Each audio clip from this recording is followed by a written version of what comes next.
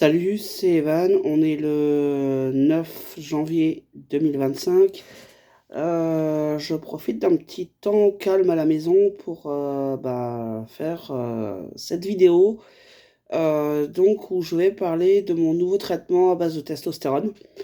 Comme vous le savez peut-être, pour certains d'entre vous, je suis un homme trans et je suis donc sous testostérone depuis le 9 juin 2015. Alors, j'ai commencé par l'Androtardil depuis le 9 juin 2015 jusqu'au 28 décembre 2023 et j'ai changé, je suis passé sous Androgel le 16 janvier 2024. Il y a eu un écart de 3 semaines, c'était volontaire parce que je voulais moi déjà laisser le temps à mon corps d'évacuer l'androtardil avant de commencer l'androgel, puisque l'androgel c'est tous les jours. Ça a été vu comme ça avec la médecin qui m'a rencontré aussi enfin, c'était mon endoc. C'était vu comme ça, donc voilà. Finalement, ça ne me convenait pas plus que ça, puisque déjà, le gel n'est pas pris en charge par la Sécu et il est extrêmement, enfin, je le trouve extrêmement cher. Ça aurait été 20 euros tous les 2 3 mois, ça m'aurait pas dérangé, mais là, 75 euros pour 2 mois, clairement, c'est abusé. Je trouve abusé le tarif.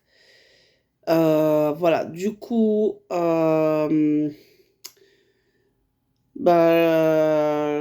attendu un petit moment. Et en septembre 2024, il y a la testostérone B5 qui est sortie, c'est le générique du Nebido. Du coup, j'ai fait le choix de partir là-dessus. Et donc j'ai terminé l'androgel. Et donc là, avec ma médecin qui me suit pour la testo, donc c'est plus l'endoc, c'est une autre médecin. Euh, Donc on est passé sous testo, je suis passé du coup sous testostérone de naissance. J'ai eu la première injection le 9 ou le 9 ou le 10 décembre, je ne sais plus exactement la date. Donc voilà, je vous présente la petite boîte, comment ça se présente. Voilà, donc je vais l'ouvrir. Alors j'ai ma prochaine injection le 20 janvier. Donc, je vais aller la faire. Et puis, voilà. Après,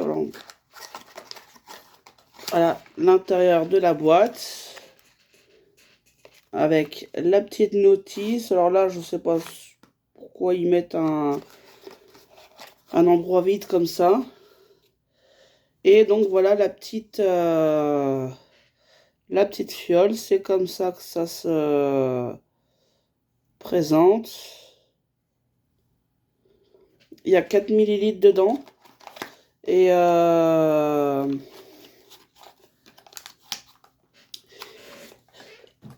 c'est injecté donc l'ampoule entière.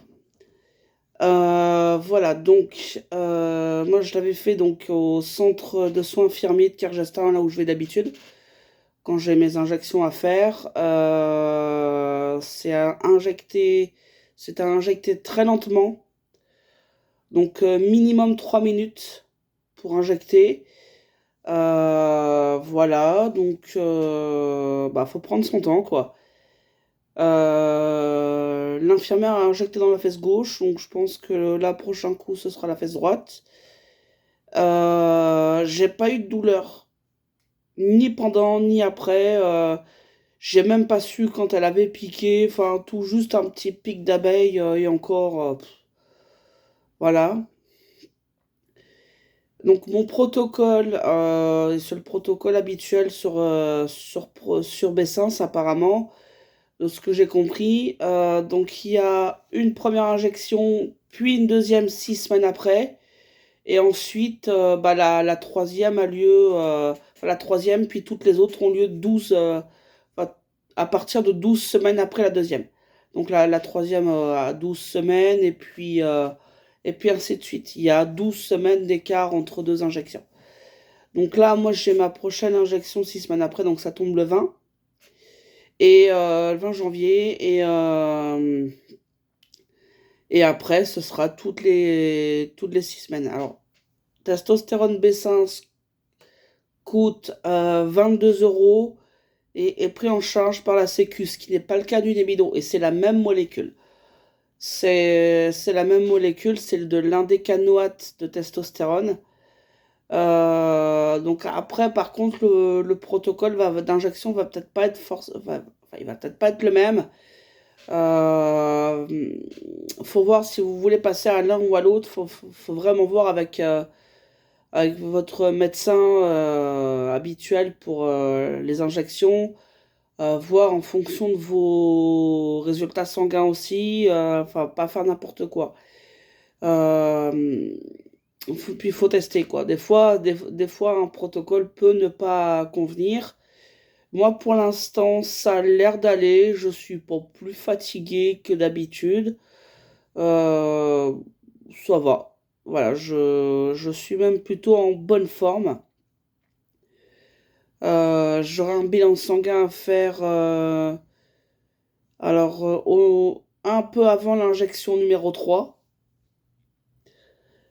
Donc il faudra que je m'y prenne un peu à l'avance parce que c'est l'analyse testo, ben, pour nous en Bretagne, elle est faite à Paris, hein. Donc quelle logique d'emmener nos tests à faire à Paris alors que on a de très bons biologistes ici, ici aussi par chez nous. Je vois pas trop la logique, mais enfin bon, c'est comme ça.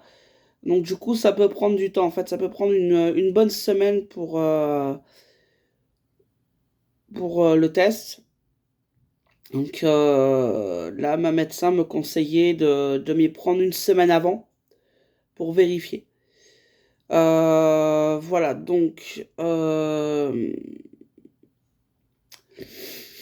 je suis pas sûr, enfin je sais pas en fait, j'allais dire que je suis pas persuadé du bien fondé de le faire une semaine avant, mais c'est vrai que c'est pas le même produit déjà, c'est pas la même chose que l'androtardil. L'androtardil, on peut se permettre de faire le bilan sanguin, enfin la prise de sang, juste avant de faire l'injection d'androtardil. Ça, c'est ok de le faire, quoi. Et c'est justement ce qui est conseillé, quoi. Parce que au plus près de l'injection, comme ça, on a le taux le plus juste, en fait. Voilà, parce ce qui est conseillé. Moi, je l'entends pas mal, donc voilà.